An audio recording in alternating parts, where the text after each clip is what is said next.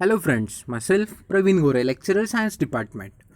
So in previous lectures we have studied what is a wave, periodic motion, then characteristics of waves and many other things. So in this lecture I'll be dealing with what is a transverse wave, what is a longitudinal wave, difference between longitudinal and transverse wave, and what is Newton Laplace formula for velocity of sound in air.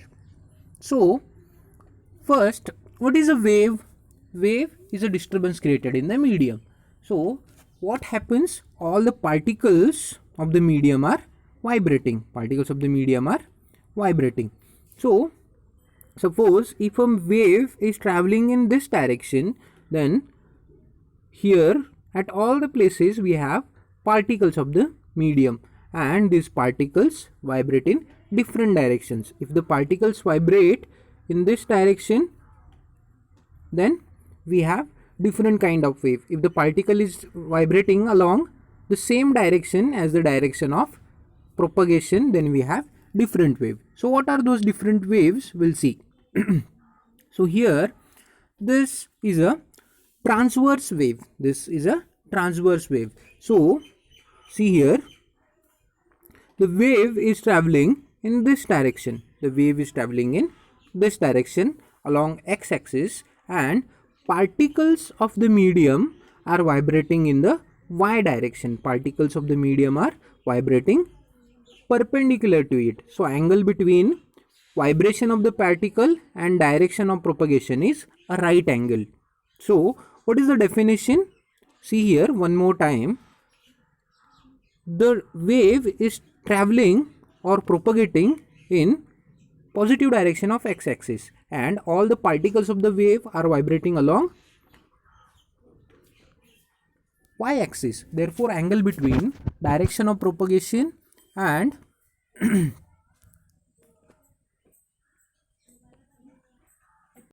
so the angle between direction of propagation and vibration of the particles is 90 degrees.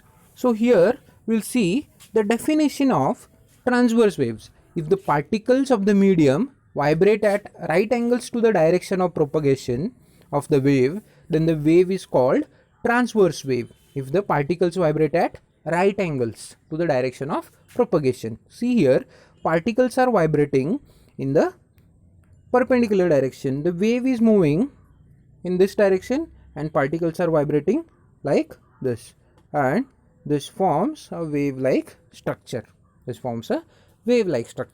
So in this case we have different characteristics of a transverse wave. So this point is called as crest. So point of maximum amplitude in positive direction is called as crest. The point of maximum amplitude in negative direction is called as trough. So we have crests and trough inside a longitudinal wave. Then coming to transverse wave, first we'll see the definition of longitudinal wave. If the particles of the medium vibrate along the direction of propagation, then the wave is called longitudinal wave. The particles vibrate along the direction of propagation. So here if you see, the wave is propagating in this direction. Wave is propagating in this direction, and what is happening? Direction of particles vibration. Particles are vibrating also in this direction. Particles are vibrating also in the same direction. Therefore, in this case, we find out compression and rarefaction. In this case, we have compression and rarefaction. In case of transverse waves, we had crests and troughs, but here we have compressions, and this is rarefaction. This is again compression. This is rarefaction. So one after another we have compressions and rarefactions. So these are the major looks of how a transverse wave looks and how a longitudinal wave looks, and we know the definitions that in transverse waves the particles of the medium vibrate at right angles to the direction of propagation, and the particles of the wave vibrate along the direction of propagation in longitudinal wave. So now we'll see the difference between longitudinal and transverse wave. So whenever we are writing differences, I have told you in previous lectures as well, that first we'll be looking the difference between definitions. So definitions, if you are writing, that gives us one of the differences. If you are writing examples, if you are writing applications, and if you are writing SI units, so we'll get many differences. So first difference will go with definition. In transverse, particles of the medium vibrate perpendicular to the direction of propagation, and in longitudinal, particles of the medium vibrate along the direction of propagation. So this gives us first difference, the definition. Particles vibrate perpendicular and particles vibrate along the direction of propagation. Then second difference is transverse wave, we know they travel only in solids and surfaces of liquids. Transverse wave travel only on solids and surfaces of liquids. But whereas longitudinal waves travel in solids, liquids and gases. Longitudinal waves travel in solids, liquids and gases. Okay.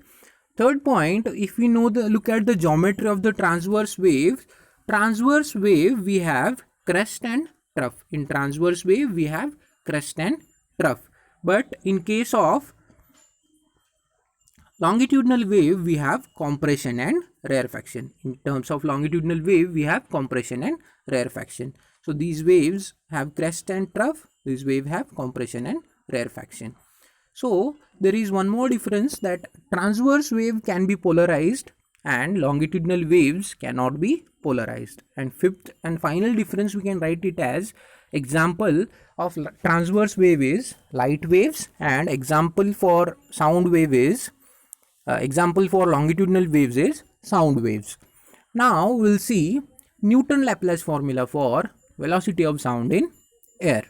So what is Newton Laplace formula? So we knew that velocity of sound in air by performing experiments is 332 meters per second. This was the experimental value, 332 meters per second. So in physics, whenever you are studying, we cross verify our theoretical concepts with experimental concepts. So if they are matching, then we say the science behind it is true. So Newton gave the formula for velocity of sound in air. So he gave the velocity of sound in air by V is equal to under root E divided by rho, which is our equation number 1.